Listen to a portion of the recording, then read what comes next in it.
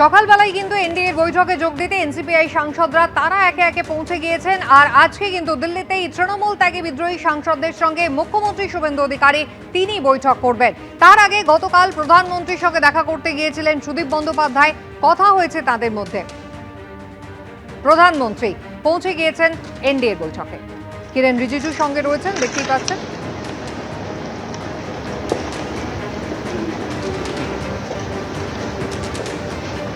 এনডিএর বৈঠকে যোগ দিতে প্রধানমন্ত্রী তিনিও এসে পৌঁছলেন। কেন্দ্রীয় স্বরাষ্ট্রমন্ত্রী তিনি কিছুক্ষণ আগেই পৌঁছেছেন। এই ছবি হচ্ছে গতকালের, যখন প্রধানমন্ত্রীর সঙ্গে দেখা করেন সুদীপ বন্দ্যোপাধ্যায়। এনসিপিআই এর স্বীকৃতি সমস্যা হচ্ছে, তাই নিয়ে প্রধানমন্ত্রীর সঙ্গে তিনি কথা বলেছেন। আজকে শুভেন্দু অধিকারীর সঙ্গে বিদ্রোহী তৃণমূল সাংসদদের যে বৈঠক রয়েছে তাও কিন্তু তিনি প্রধানমন্ত্রীকে জানিয়েছেন। সুদীপ বন্দ্যোপাধ্যায় গতকাল এমনটাই জানালেন।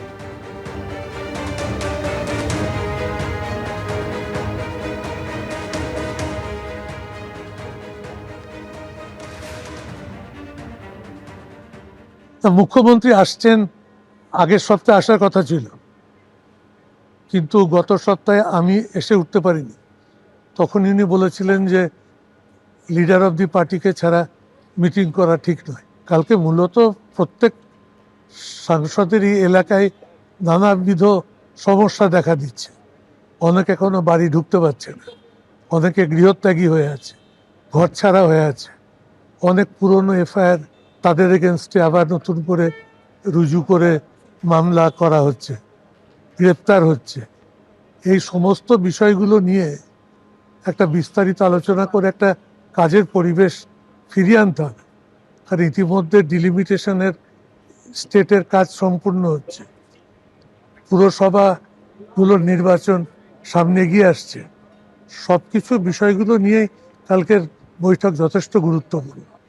বৈঠকের দিকে অবশ্যই আমাদের নজর থাকবে। তবে অ্যাকাউন্ট ফ্রিজ মামলায় অস্বস্তি কিন্তু থেকেই গেল কালীঘাট তৃণমূলের, কারণ সুপ্রিম কোর্টে গিয়েও তারা স্বস্তি পেল না। দল চালাতে ফ্রিজ হওয়া অ্যাকাউন্ট থেকে কি দৈনন্দিন খরচের টাকা তোলা যাবে, তা নিয়ে ইডির বক্তব্য জানতে চেয়েছে সর্বোচ্চ আদালত। অ্যাকাউন্ট ফ্রিজ মামলায় সুপ্রিম কোর্টে স্বস্তি পেল না কালীঘাট তৃণমূল। ফ্রিজ করা অ্যাকাউন্ট থেকে টাকা দেওয়া নিয়ে ইডির বক্তব্য জানতে চাইল সুপ্রিম কোর্ট। সোমবার সুপ্রিম কোর্টে কালীঘাট তৃণমূলের আইনজীবী কপিল সিব্বল বলেন, দৈনন্দিন খরচ বহন করতে পারছে না দল। 36টি আলাদা অ্যাকাউন্ট ফ্রিজ করা হয়েছে, 215 জন কর্মচারীর বেতন দেওয়া যাচ্ছে না। অ্যাকাউন্ট ফ্রিজ হওয়ার নিশ্চয়ই যথেষ্ট যুক্তিগ্রাহ্য কারণ রয়েছে। আর আমরা তো বারবার বলেছি, যেটা দেখা দরকার যে সরকারি টাকা বেআইনিভাবে অ্যাকাউন্টে গেছে কিনা, বালি, কয়লা, গরু, ডোলোমাইট, পাথর, এ সমস্ত কিছুর টাকা গেছে কিনা, এক্সটর্শনের টাকা গেছে কিনা। তো স্বাভাবিকভাবে এগুলো আমাদের আশঙ্কা।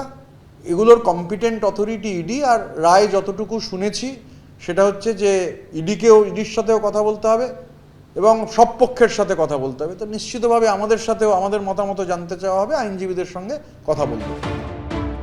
কালীঘাট তৃণমূল সূত্রে দাবি, তাদের মোট 5টি ব্যাংক অ্যাকাউন্ট ও 31টি ফিক্সড ডিপোজিট রয়েছে। এগুলিতে 1000 কোটিরও বেশি টাকা রয়েছে। ফিক্সড ডিপোজিট ভাঙলে সেই টাকা জমা হবে ফ্রিজ হওয়া অ্যাকাউন্টেই। এর মধ্যে অনেক ফিক্সড ডিপোজিট করা হয়েছিল ইলেকটোরাল বন্ডের টাকা দিয়ে। তৃণমূল তো এখন নির্মূল হয়ে গেছে। তৃণমূলের লড়াইটাই হচ্ছে এখন ওই 13-14টা নাকি শুনেছি ওদের অ্যাকাউন্ট আছে, আর ওর মধ্যে কয়েক হাজার কোটি টাকা পড়ে আছে। ওর দখলটা কে নেবে সেই নিয়ে লড়াই। অন্যায় যে হয়েছে, অর্থনৈতিক অন্যায় হয়েছে, এটা নিয়ে তদন্ত চলছে। অর্থনৈতিক যে তদন্ত চলছে, তছরূপের তদন্ত, এয়ারলাইন্সকে দেওয়ার তদন্ত, বাড়িটা নিয়ে তদন্ত, বা বিভিন্ন যে আরো অনৈতিক কাজকর্ম হয়েছে, এটা যেহেতু সাবজুডিস ম্যাটার, সুতরাং এটা কোর্ট এবং তদন্ত সংস্থা দেখবে। ইতিমধ্যেই তৃণমূলের একাধিক ব্যাংক অ্যাকাউন্টে ডেবিট ফ্রিজ করে দেওয়া হয়। ইসিআইআর দায়ের করে তদন্তে নেমে অ্যাকাউন্টের সমস্ত টাকায় ফ্রিজ করে দেয় ইডি। এ নিয়ে কলকাতা হাইকোর্টে দ্বারস্থ হয় কালীঘাট তৃণমূল। 10ই জুলাই অ্যাকাউন্ট ফ্রিজ সংক্রান্ত মামলায় কলকাতা হাইকোর্টে দ্বারস্থ হয় ব্যাংক কর্তৃপক্ষ। সেই সময় কয়েকটি শর্ত বেঁধে বিচারপতি সৌগত ভট্টাচার্য নির্দেশ দেন, দৈনন্দিন কাজ ও মামলার খরচের জন্য 3টি অ্যাকাউন্ট ব্যবহার করা যাবে। তবে অ্যাকাউন্টগুলি পরিচালনার ভার কালীঘাট তৃণমূলের হাতে থাকবে না, সেগুলি পরিচালনা করবেন আদালতে নিয়োগ করা একজন স্পেশাল অফিসার। এরপর জল গড়ায় সুপ্রিম কোর্ট অবধি। সোমবার সেই মামলাতেই ইডির বক্তব্য জানতে চাইল সর্বোচ্চ আদালত।